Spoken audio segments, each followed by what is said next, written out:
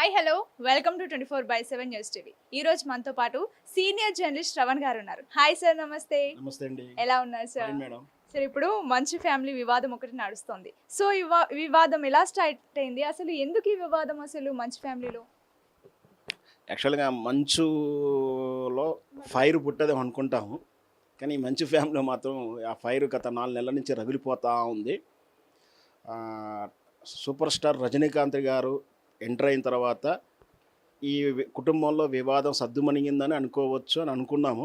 గత సుమారు 3-4 వారాల నుంచి ఎలాంటి అలజడి కూడా లేదు, ఎలాంటి వార్త కూడా లేకపోతే సమసిపోయిందేమో, రజనీకాంత్ గారు సెట్ చేశారేమో అని అనుకున్నటువంటి విధానంలో సడన్గా నిన్నటి నుంచి మనోజ్ గారు మళ్ళీ జరిగిన సంఘటనల విషయంలో, అంటే తన ఇంటి మీద సుమారు 50 నుంచి 80 మంది దాకా ఒకేసారిగా దాడి చేసి భయభ్రాంతులకు గురి చేసి, తాను లేని సమయంలో అంటే మనోజ్ గారు వాళ్ళ యొక్క పాప పుట్టినరోజు సందర్భంగా ఏప్రిల్ 2వ తారీఖు నాడు తను రాజస్థాన్ జైపూర్కి వెళితే ఆ లేని టైంలో వీళ్ళంతా వచ్చి దాడి చేసి భయాందోళనకు గురి చేసి తన కారుని 2 కార్లను తీసుకెళ్లారని, తన చిన్ననాటి జ్ఞాపకాలైన వస్తువులని తీసుకెళ్లారని రకరకాల ఆరోపణలు చేస్తూ అతను కేసు కూడా పెట్టడం జరిగింది.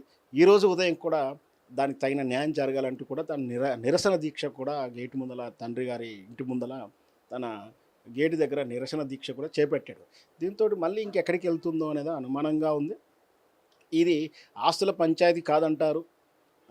మరి ఎందుకు వ్యక్తిగత ద్వేషాల ఏంటి, అసలు ఒరిజినల్ కారణం ఏంటి అయితే మనకైతే అంతు చిక్కట్లేదు. కానీ ఇది రోజుకు బాగా అంటే విస్తృతంగా జరుగుతుంది. వ్యక్తుల మధ్య అంటే కుటుంబాల మధ్య వ్యత్యాసం దూరం అవుతుంది. మరి వీటిని అందరికీ కూడా క్రమశిక్షణ విషయంలో కానీ ఇతరతర విషయాల్లో శుద్ధులు నేర్పినట్టు మోహన్ బాబు తన కుమారులకి నేర్పలేకపోతున్నాడా? లేదు, కొందరు ఏమంటున్నారు అంటే లేదు, వాళ్ళ కన్నప్ప సినిమా మైలేజ్ రావడం కోసం వీళ్ళు యాక్టింగ్ చేస్తున్నారు కూడా ఒక వాదన ఉంది. సో ఏదైతేనేమి కుటుంబం అంటే సినిమా పరిశ్రమ మొత్తానికి నేను పెద్ద దిక్కుని, నేనే పెద్దరాయుడిని, ఏది దాసరరావు తర్వాత నేను అందరికీ పెద్దవాడు అవుతాను, అందరికీ న్యాయం చేకూరుస్తాను, ఏ సమస్యను పరిష్కరిస్తాను, ఆ పోస్ట్ నాకు రావాల్సి ఉండే అని మోహన్ బాబు గారు తరచూ డైరెక్ట్గాను ఇండైరెక్ట్గా చాలాసార్లు దాని భావాన్ని వ్యక్తం చేసిండు.